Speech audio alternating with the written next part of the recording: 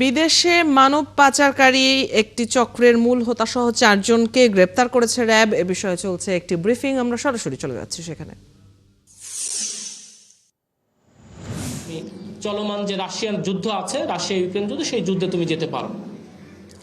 অনেকেই অস্তিত্ব সংকটে পড়ে এবং তারা যেহেতু অনেকে জমি বিক্রি করে, অনেকে লোন করে, টাকা ঋণ নিয়ে তারা রাশিয়াতে যান, তারা এই মোটা বেতনের ফাঁদে পড়ে আমরা ভুক্তভোগীদের কাছ থেকে তথ্য পেয়েছি যে কয়েকজন রাশিয়া ইউক্রেন যুদ্ধে গিয়েছেন এবং সেখানে যে তারা নিখোঁজ রয়েছেন, অর্থাৎ তারা আদৌ বেঁচে আছেন না মারা গেছেন এ বিষয়ে কোনো তথ্য নেই। পরিবারের সঙ্গে যোগাযোগ করেও তারা আমাদেরকে কোনো তথ্য দিতে পারে নাই।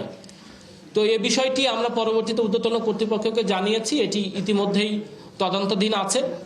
পরবর্তীতে আমরা এই ভুক্তভোগীরা আমাদের ঢাকা মেট্রোপলিটন পুলিশের দারুস সালাম থানায় একটি মামলা রুজু করলে আমরা সেই মামলার সূত্র ধরে এই এসআরএম ওভারসিজ লিমিটেডের মূল হোতা রোবায়েত সহ আমরা 4 জনকে গ্রেপ্তার করি এবং গ্রেপ্তার করার পরে প্রাথমিক জিজ্ঞাসাবাদে তারা স্বীকার করে যে তাদের আসলেই কোনো রিক্রুটিং এজেন্সি নাই, লাইসেন্স নেই। তারা ফেসবুকের মাধ্যমে রাশিয়াতে লোক পাঠাচ্ছে, কেননা এর যে মূল হোতা রোবায়েত, তার বড় ভাই উনি রাশিয়ার নাগরিক, উনি রাশিয়াতে থেকেও বাংলাদেশিদের নিয়ে ওখানে একটা আলাদা সিন্ডিকেট বা চক্র গড়ে তুলেছেন। তো তারা এখান থেকে ফেসবুকের মাধ্যমে বিভিন্ন সময় এখন পর্যন্ত আমাদের কাছে যে হিসাব আছে প্রায় 200 থেকে 250 লোক বাংলাদেশিদের রাশিয়াতে পাঠিয়েছে।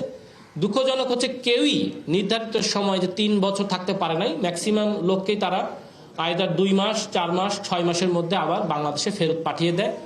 কারণ হচ্ছে যারা তাদের শর্তে রাজি হয় তারা থাকতে পারে, আর যারা শর্তে রাজি হয় না তাদেরকে জোরপূর্বক দেশে ফেরত পাঠিয়ে দেওয়া হয় এবং নতুন একটা লোককে পাঠাতে গেলেও তারা মোটা অঙ্কের টাকা নেয়।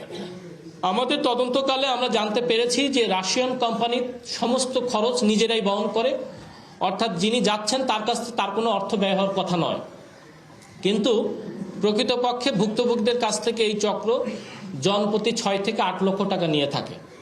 কিন্তু এই সমস্ত টাকাটাই কিন্তু যে কোম্পানির সাথে তার কাজের চুক্তি, সেই কোম্পানি দিয়েছে বলে আমাদের তদন্তে আমরা পেয়েছি।